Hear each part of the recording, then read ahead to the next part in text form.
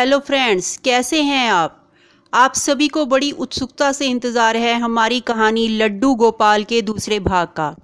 तो आइए आपकी इच्छा का सम्मान करते हुए मैं नीरूबाला आपके लिए फिर से हाजिर हूँ कहानी के अगले भाग को लेकर।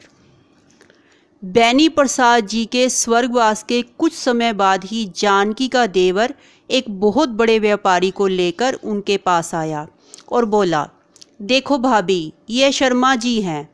हम सब तो बहुत पहले ही गांव छोड़कर शहर में बस गए, अब भैया भी नहीं रहे, तो हम चाहते हैं कि इस पुश्तैनी मकान को बेचकर हम यहाँ से किनारा करें। शर्मा जी हमें इस ज़मीन की अच्छी कीमत देने को तैयार हैं।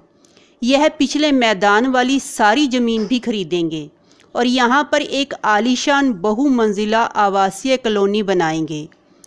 नहीं नहीं, मेरे जीते जी ऐसा नहीं हो सकता। बात अगर हमारे घर तक सीमित होती तो मैं पुश्तैनी जगह खुशी खुशी छोड़ भी देती, मगर गांव भर के बच्चों के खेलने का मैदान, जिसे वर्षों पहले आपके पिताजी ने पार्क बनाने के उद्देश्य से पंचायत को सौंपा हुआ है, उसे मैं किसी भी कीमत पर आपको हथियाने ना दूंगी। देखिए जानकी जी, यह जगह हमें पसंद आ गई है और जो चीज़ हमें पसंद आ जाती है हम उसे हर कीमत पर हासिल कर लेते हैं। आपकी भलाई इसी में है कि आप मुंह मांगी कीमत लें और अपना रास्ता देखें, वरना हमारे पास ज़मीन हासिल करने के तरीके और भी हैं। धमकी भरे लहजे में शर्मा ने कहा। जानकी को तो मानो अपने कानों पर विश्वास ही नहीं हो रहा था कि तभी उसके देवर ने आग बबूला होकर कहा, अरे जानकी, किसके लिए मरी जा रही है? तुम्हारा तो वैसे भी इस दुनिया में कोई नाम लेवा नहीं है। तेरे मरने के पश्चात भी तो यह ज़मीन मेरे नाम हो जाएगी, तब कौन रोकने आएगा मुझे? जो तार दिन बचे हैं उसे क्यों गंवाने पे तुली है? जानकी, जिसे अपना छोटा भाई मानती थी, उसके मुंह से इतने जहरीले शब्द सुनकर उस पर आसमान टूट पड़ा।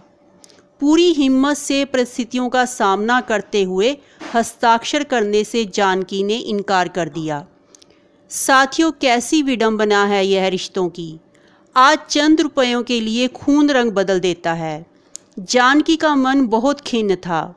इंसान परायों का तो विश्वासघात भी सहन कर लेता है, परंतु अपनों द्वारा किया गया छल तो जीते जी मार डालता है। बेनी प्रसाद जी ने अपने छोटे भाई को ही अपने सबसे करीब माना था, परंतु आज बड़े भाई की आंख मिचते ही उसका असली रूप सामने आ चुका था। परेशान मन से जानकी पूजा घर में आ गई और लड्डू गोपाल जी को गोद में लेकर जार जार रोने लगी। उन्हें अंदाज़ा हो चुका था कि शर्मा एक ताकतवर पेशेवर व्यापारी है। वह ज़मीन हासिल करने के लिए किसी भी हद तक जा सकता है।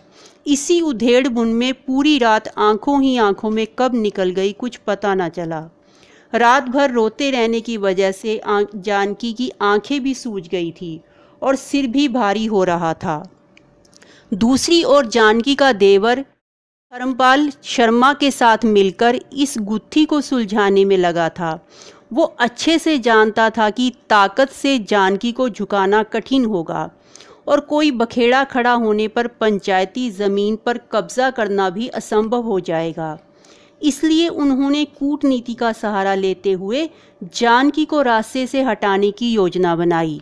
योजना को अमली जामा पहनाते हुए शर्मा ने अपने एक बदमाश को रात्रि में जानकी के सोने के पश्चात उसके घर में प्रवेश करके रसोई गैस के चूल्हे की नॉब ऑन करवा दी, ताकि जब सुबह सवेरे जानकी रसोई घर में जाकर गैस जलाने के लिए तीली जलाए तो वो हादसे का शिकार हो जाए और इस दुर्घटना पर किसी को भी उन पर शक नहीं होगा। लेकिन यहाँ पर भी बेनी प्रसाद जी की सतर्कता की आदत उनके स्वर्गवास के पश्चात भी जानकी के काम आई। दरअसल जब से बेनी प्रसाद जी ने चूल्हा लिया था, उस दिन से ही उन्होंने जानकी से कह रखा था कि रात में गैस का रेगुलेटर हर हाल में बंद होना चाहिए। और इसी आदत के चलते आज जब जानकी लल्ला जी को रात्रि में सुलाने के लिए पालना झुला रही थी कि अचानक उन्हें याद आया उन्होंने रेगुलेटर अभी बंद नहीं किया है और उन्होंने फ़ौरन अपनी भूल सुधार ली। धर्मपाल और शर्मा तो पूरी रात अपनी योजना की सफलता के इंतज़ार में उल्लुओं की भांति जागते रहे, मगर जब जानकी को सही सलामत अपनी दिनचर्या में बस पाया तो दोनों को जैसे सांप ही सूंघ गया।